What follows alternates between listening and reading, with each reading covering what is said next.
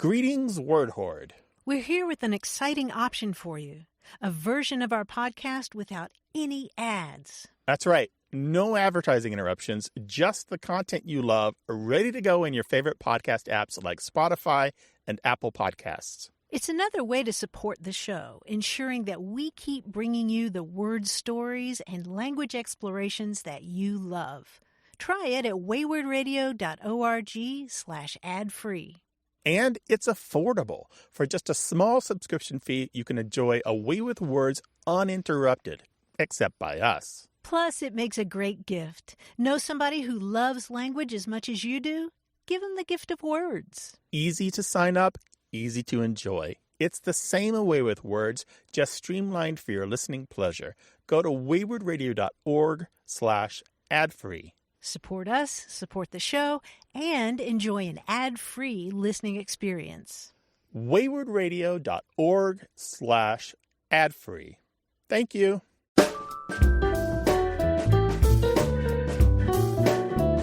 You're listening to a minicast edition of A Way with Words. I'm Grant Barrett. Today we've got a few minutes with Ken Jennings, the quizmaster and the all-time Jeopardy champion. Ken can be found at his website at ken-jennings.com. Welcome to the program, Ken.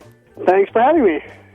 I did read your website, and I read the FAQs so that I wouldn't ask the same old questions, but I kind of have an inverse to some of the questions that you tend to get asked over and over again.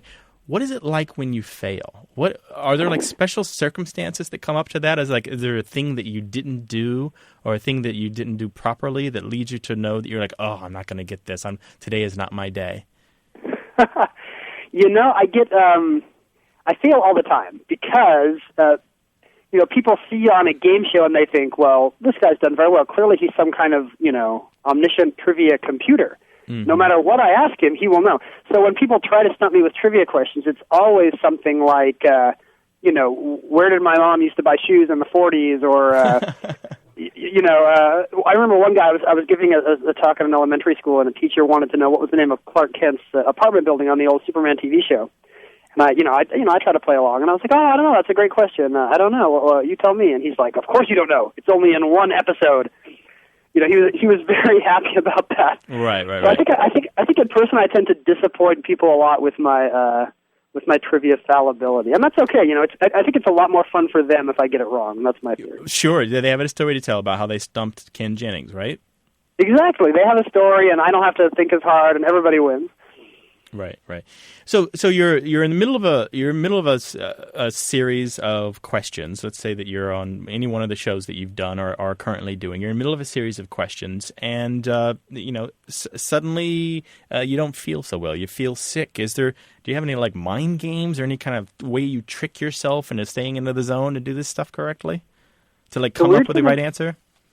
The weird thing about TV quiz shows that you don't really notice, that you don't really see at home, is just how fast it is.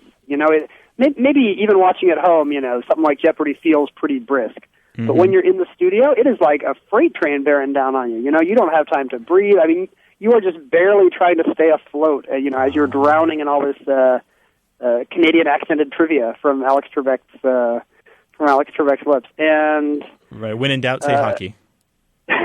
When in doubt, say, what is hockey, right? It's just like the Trivial Pursuit thing. But, there really is almost no chance to adjust to any kind of, psychic weakness. It's brutal. People don't understand that it's like playing rugby or something. That was the revelation to me. When you did the big run on Jeopardy, which was fantastic, you recorded multiple episodes in a single day, right? You didn't go down there week after week to record them one at a time.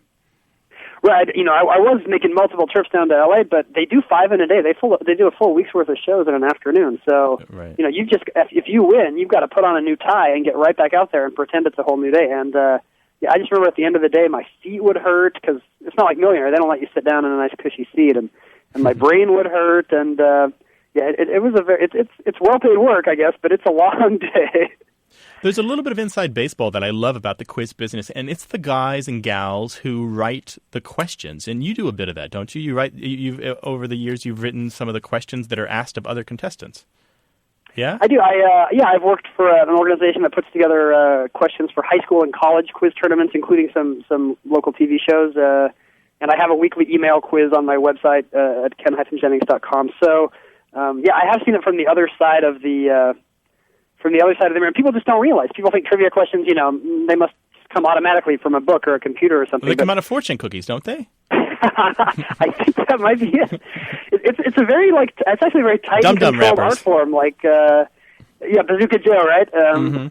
It's like writing a haiku or a villanelle or something. It's this very tight, constrained format that really requires a lot more work than people suspect to get the trivia to work right. So these are unsung American heroes, I think, the people who write our trivia.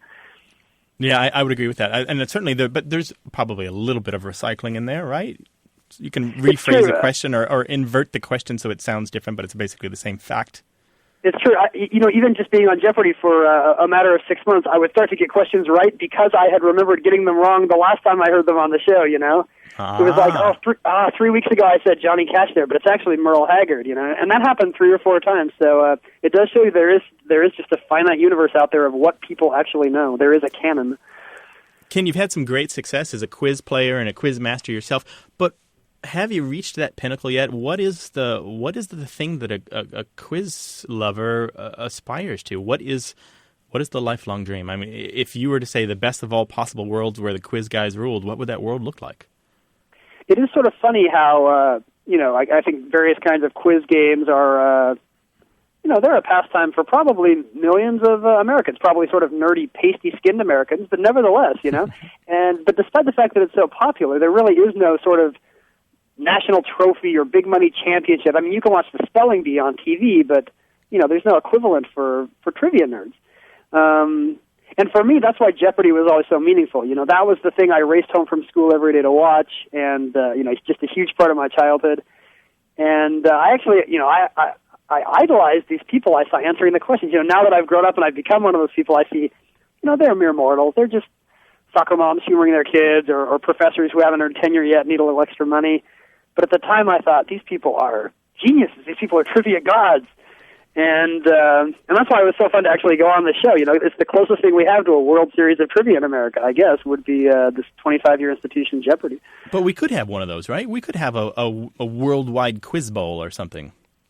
It's in Europe where pub quiz is very popular in countries like the UK and Belgium and Estonia, oddly. There are some of these international tournaments where these people get together to play off on very, very, very esoteric trivia. And I went to one of them, and the questions were all about South Korean folk songs and Austrian beekeepers and Slovenian Olympic fencers, and I was blown away by the difficulty of it all. It makes Jeopardy look like are you smarter than a fifth grader, I guess. Right. That's right. Well, I didn't realize that. There's a little bit of pub gaming in the U.S. in New York City and in Boston, but it's not very widespread. You're right there. Well, Ken, that's all the questions I've got for you. I want to thank you for taking a few extra minutes to talk to us today. It was a pleasure. You can find lots of past shows that you might have missed on our website at waywordradio.org, as well as information on subscribing to our newsletter or participating in our discussion forums. And if you'd like to hear Away with Words on terrestrial radio, why not write or call your public radio station and tell them about our program? They'd love to hear from you. For Away with Words, I'm Grant Barrett.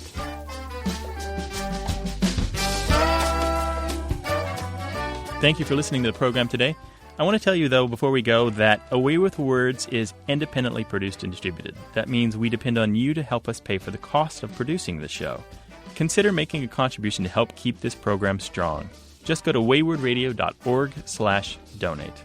Thanks.